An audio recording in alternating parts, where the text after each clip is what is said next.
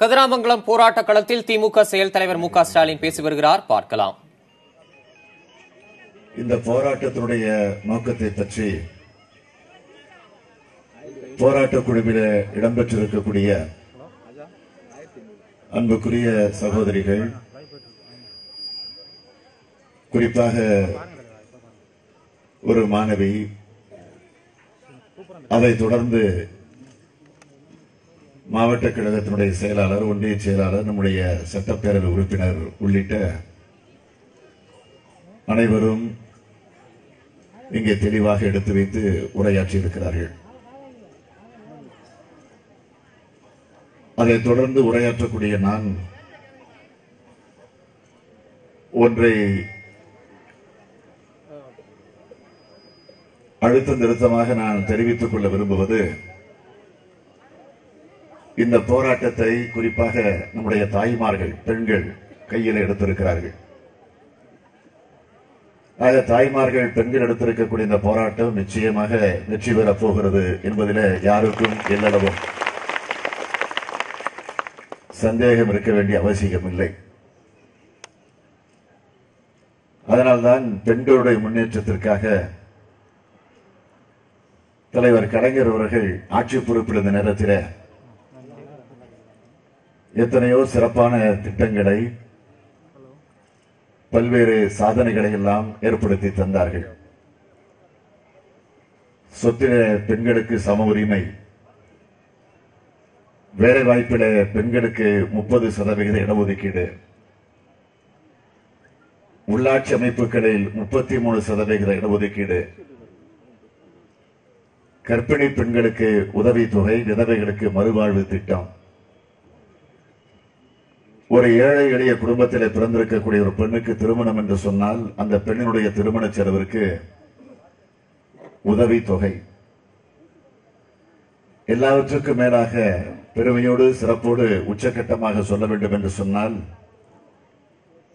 பெண்கள் யாருடைய தயவையும் எதிர்பார்க்காமல் தங்களுடைய சொந்த காலில் நிற்க வேண்டும் என்பதற்காக மகளிர் சுய உதவி குழு என்ற ஒரு மாபெரும் திட்டத்தை உருவாக்கி தந்த தலைவர் நம்முடைய தலைவர் கலைஞர் அவர்கள் என்பதை நீங்கள் மறந்திருக்க மாட்டீர்கள். எதற்காக நான் இதை வரிசைப்படுத்தி பட்டியலிட்டு சொல்லுகிறேன் என்று சொன்னால், ஆக பெண்களுடைய முன்னேற்றத்திற்கு, அவர்களுடைய வாழ்வாதாரத்திற்கு, அவருடைய உரிமைகளுக்கு அவர்கள் என்றைக்கும் சிலைக்காமல் முன்வர வேண்டும் என்ற அந்த நிலையிலே தான் அந்த திட்டங்களை, இந்த சாதனைகளை தலைவர் கலைஞர் அவர்கள் ஏற்படுத்தி தந்தார்கள்.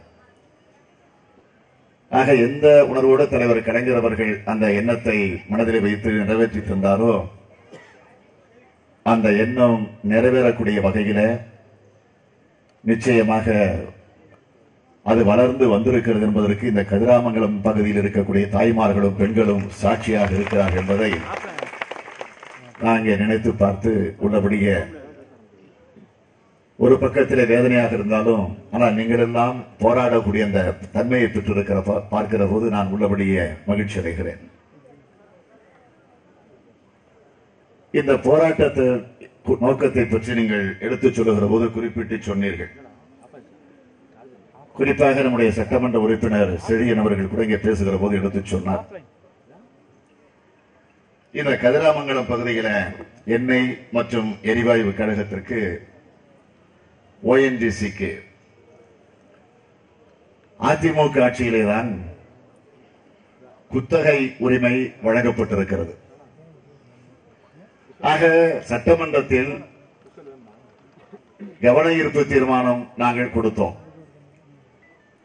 அந்த கவன ஈர்ப்பு தீர்மானத்தை கூட உடனடியாக எடுக்க இந்த அரசு முன்வரவில்லை. பலமுறை அழுத்தம் கொடுத்து, பலமுறை வலியுறுத்தி, வற்புறுத்தி, வேறு வழி இல்லாமல் அதை எடுக்க வேண்டிய ஒரு கட்டாயத்திற்கு அவர்கள் ஆளாக்கப்பட்டு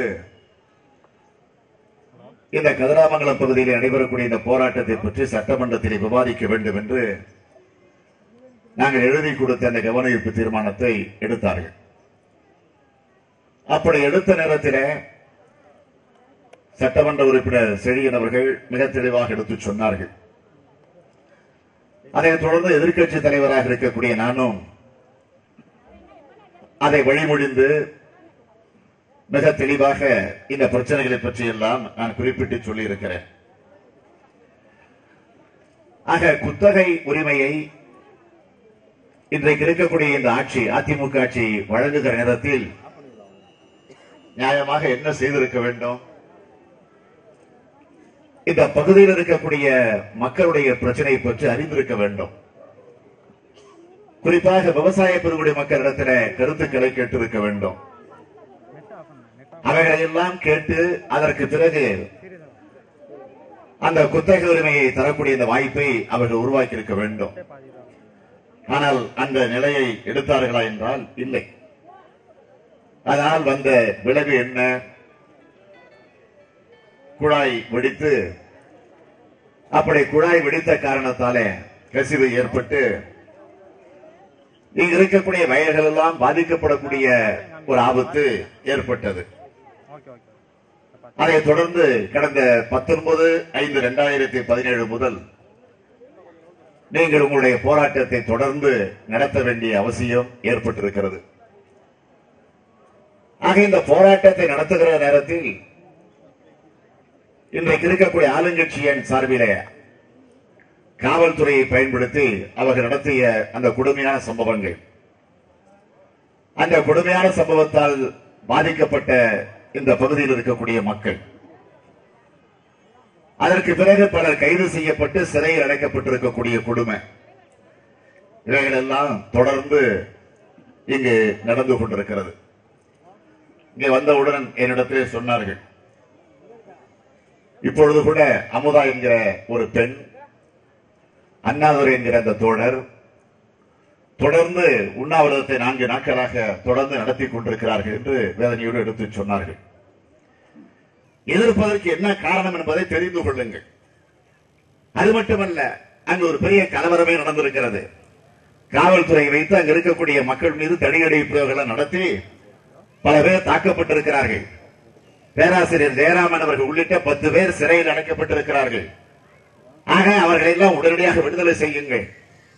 அவர்கள் மீது போடப்பட்டிருக்கக்கூடிய வழக்குகளை எல்லாம் உடனடியாக திரும்ப பெற வேண்டும். ஆகவே உடனடியாக இந்த பணியிலே இந்த அரசு ஈடுபட வேண்டும் என்று நான் சொன்ன நேரத்தில் முதலமைச்சராக இருக்கக்கூடிய மாண்புமிகு எடப்பாடி பழனிசாமி அவர்கள் பதில் தந்து பேசுகிறார்.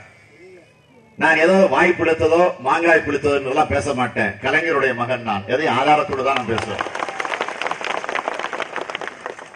அவர் பேசிய பேச்சு கையில் இருக்கு. அவர் கவர்னர் கவனஈர்ப்பு தீர்மானத்திலே நாங்கள் எல்லாம் கேட்ட கேள்விக்கு எதற்கும் பதில் சொல்லல. தானாக ஒரு பதிலை தயாரித்து வைத்துக் கொண்டு, முன்கூட்டியே தயாரித்து வைத்துக் கொண்டு அவர் அங்கே படிக்கிறார்.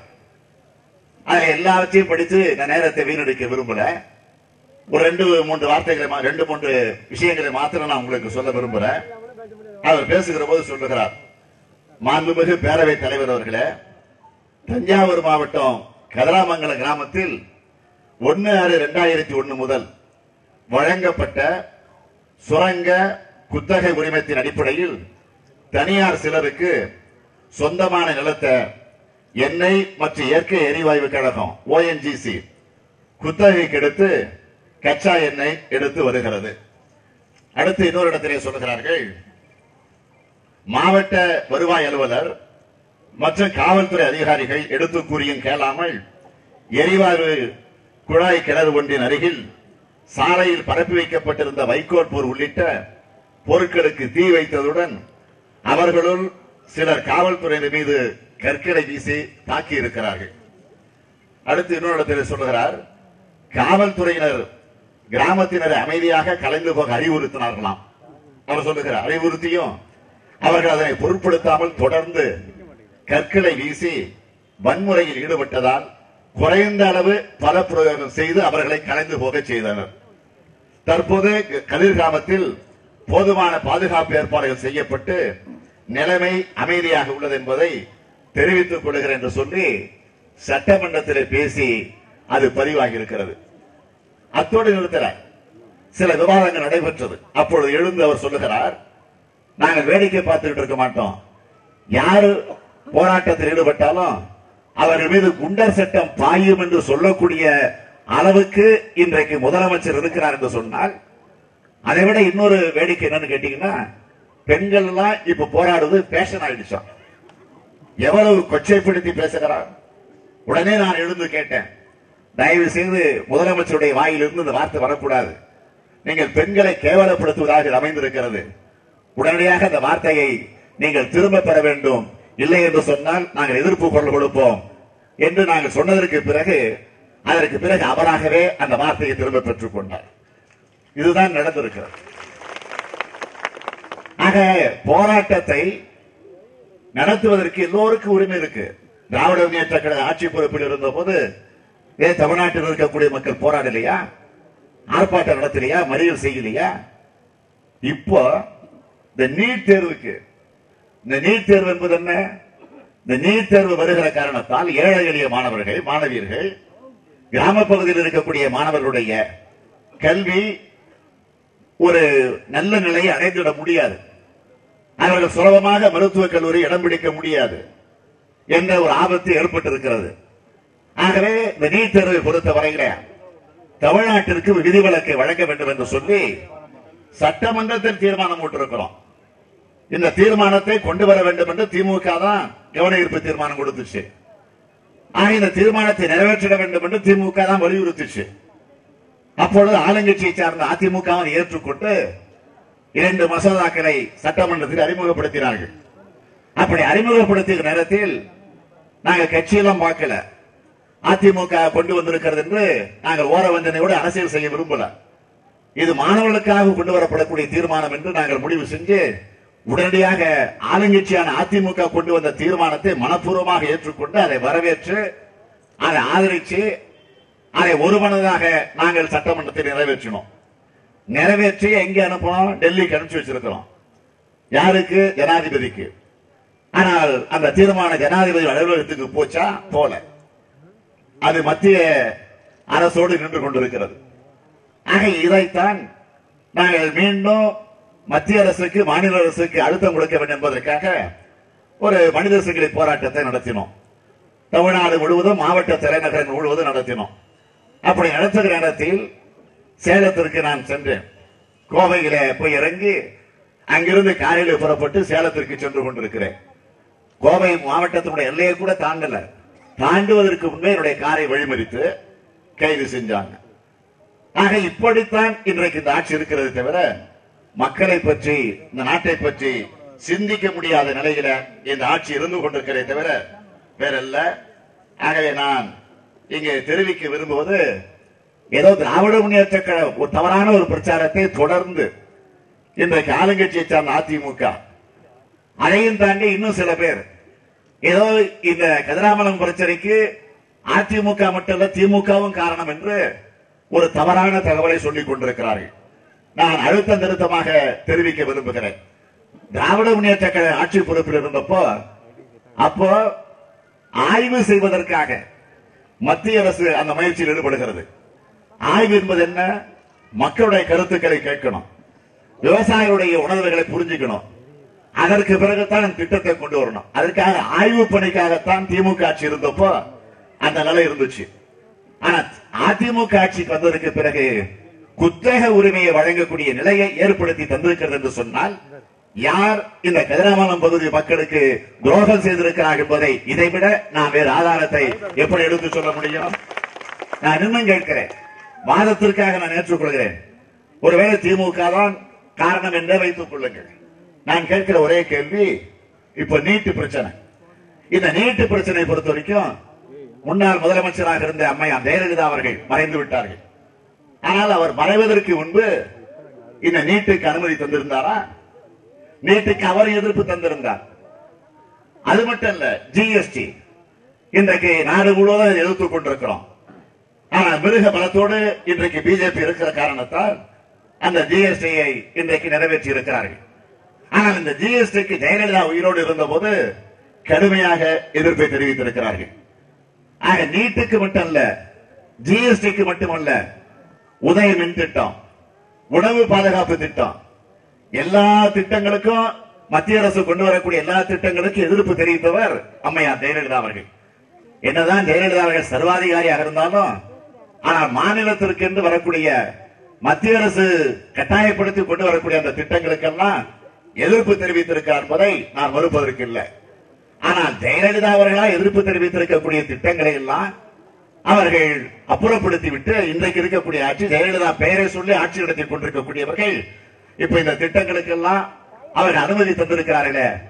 ஒருவேளை திராவிட முன்னேற்ற கழகம் இந்த திட்டத்தை கொண்டு வந்திருந்தாலும் அதை ரத்து செய்துவிட்டு அந்த திட்டம் இந்த பகுதிக்கு கிடையாது என்று அறிவிப்ப ஏன் இந்த ஆட்சியால் செய்ய முடியல என்பதுதான் என்னுடைய கேள்வியாக இருக்கிறது. இதை நீங்கள் புரிந்து கொள்ள வேண்டும். ஆகவே நான் தெரிவிக்க விரும்புவது, கைது செய்து சிறையில் வைத்திருக்கக்கூடிய பேராசிரியர் ஜெயராமன் உள்ளிட்ட அந்த 10 பேர்களை உடனடியாக நீங்கள் விடுதலை செய்திட வேண்டும். திராவிட முன்னேற்ற கழகம் ஆட்சியில ஆய்வு செய்வதற்குத்தான் அனுமதி கொடுத்தோம். ஆனால் இப்பொழுது இருக்கக்கூடிய இந்த ஆட்சியில குத்தகை விடுவதற்கு அனுமதி தந்திருக்கக்கூடிய நிலைதான் இன்றைக்கு உருவாகி இருக்கு. நான் இன்னும் கேட்கிறேன், திமுக ஆட்சி இருந்தப்போ ஒரு புதிய தலைமைச் செயலகத்தை கட்டினோம். அந்த தலைமைச் செயலகத்தை இன்றைக்கு என்ன நிலைக்கு ஆளாக்கி இருக்கிறார்கள்? ஆட்சி மாறின பிறகு அதை குட்டிச்சுவராக்கி வைத்திருக்கிறார்கள். அதேபோல மதுராயில் திட்டத்தை கொண்டு வந்த திமுக ஆட்சியில, அதிமுக ஆட்சிக்கு வந்ததற்கு பிறகு அந்த திட்டத்தை கிடப்பிலை போட்டு விட்டார்கள். அதற்கு பிறகு சேது சமுத்திர திட்டம், அதுவும் இன்றைக்கு கிடப்பிலே போடப்பட்டிருக்கு. ஆக திமுக ஆட்சியில கொண்டு வந்த திட்டங்களை எல்லாம் கிடப்பிலே போட்டவர்கள் இப்போ திமுக ஆட்சி தான் காரணம் என்று சொல்லிக் கொண்டிருக்கக்கூடியவர்கள் ஏன் அதை கிடப்பிலே போட்டு நிறுத்துவதற்கான முயற்சிகளை இறங்கவில்லை என்பதுதான் என்னுடைய கேள்வியாக இருக்கிறது என்பதை தயவு செய்து நீங்கள் புரிந்து கொள்ள வேண்டும் என்று நான் கேட்டுக்கொள்ள விரும்புகிறேன். ஆகவே நான் தெளிவோடு துணிவோடு இங்கு தெரிவிக்க விரும்புகிறேன், உங்களுடைய போராட்டம் நிச்சயமாக வெற்றி பெறப் போகிறது. அது எல்லளவும் உங்களுக்கு சந்தேகம் இருக்க வேண்டிய அவசியம் இல்லை. காரணம், இப்போது இருக்கக்கூடிய ஆட்சியை பொறுத்த வரைக்கும் அது இன்றோ நாளையோ நாளை மறுநாளோ என்ற நிலையிலே தான் தூங்கிக் கொண்டிருக்கிறது, ஊசலாடி கொண்டிருக்கிறது. மத்திய அரசினுடைய தயவிலே தான் அவருடைய காலடியிலே விழுந்து கொண்டிருக்கக்கூடிய ஒரு மோசமான நிலையை இந்த ஆட்சி நடந்து கொண்டிருக்கிறது. எனவே மத்திய அரசு என்ன சொல்லுகிறதோ அது அப்படியே கேட்டுக்கொண்டு அடிபணிந்து இருக்கக்கூடிய ஒரு அடிமைத்தனமான ஆட்சி இன்றைக்கு தமிழ்நாட்டில் நடந்து கொண்டிருக்கிறது. எனவே அதனால்தான் இன்றைக்கு தமிழ்நாட்டில் இருக்கக்கூடிய மக்கள் பல துன்பங்களுக்கு, வேதனைகளுக்கு ஆளாகி கொண்டிருக்கிறார்கள். ஏன், இதே மோடி அவர்கள் 2 நாட்களுக்கு முன்பு ராமநாதபுரம் பகுதிக்கு வந்து நம்முடைய முன்னாள் ஜனாதிபதி அப்துல் கலாமுடைய மணிமண்டபத்தை திறந்து வைத்து விட்டு சென்றார்கள். ஆனால் திறந்து வைத்ததற்கு பிறகு அங்கிருந்த நிலைமைகள் என்ன? அவர் வீணை வாசிப்பது போல ஒரு சிலை, அந்த சிலையிலேயே அங்கு பகவத்கீதை புத்தகம் அங்கே வைக்கப்பட்டிருக்கிறது. ஆக என்ன காரணம்? ஆக ஒரு மதவாதத்தை எப்படியாவது தமிழ்நாட்டிலே திணிக்க வேண்டும் என்ற நிலையில பிஜேபி ஆட்சி பயிற்சியில் ஈடுபட்டிருக்கு. ஜனாதிபதியாக இருந்த அப்துல் கலாம் அவர்கள் இந்தியாவுடைய பாதுகாப்பிற்கு ஒரு மாபெரும் தலைவராக இருந்தவர். இந்தியாவுடைய பாதுகாப்பிற்காகவே தன்னுடைய இன்னுயிரை தந்திருக்கக்கூடியவர். அவரை ஒரு தனிப்பட்ட முறைகளை கொண்டு போய், ஒரு மதத்திலே கொண்டு போய் இணைக்கக்கூடிய நிலையில ஒரு துர்பாக்கியமான நிலை ஏற்படுத்தி இருக்கிறார்கள். நியாயமாக அப்துல் கலாமுடைய மணிமண்டபத்தில் திருக்குறள் புத்தகத்தை வைத்திருந்தால் உள்ளபடியே நாம் பாராட்டி இருக்கலாம், வாழ்த்தி இருக்கலாம். நாங்கள் பகவத்கீதை மீது வெறுப்பு கொண்டு பேசுகிறோம் என்று நீங்கள் கருதிவிடக் கூடாது. தனிப்பட்ட ஒரு மதத்தை வைத்து விடக்கூடாது என்பதுதான். நேற்றைய தினம் அந்த அப்துல் கலாமுடைய இல்லத்தில் இருக்கக்கூடிய அவருடைய பேரன் அங்கே கொண்டு போய் பைபிளையும் குரானையும் வைத்திருக்கிறார்கள். அப்படிப்பட்ட வைத்த நேரத்தில் அங்கிருந்த புத்தகங்கள் உடனடியாக அப்புறப்படுத்தப்பட்டிருக்கு.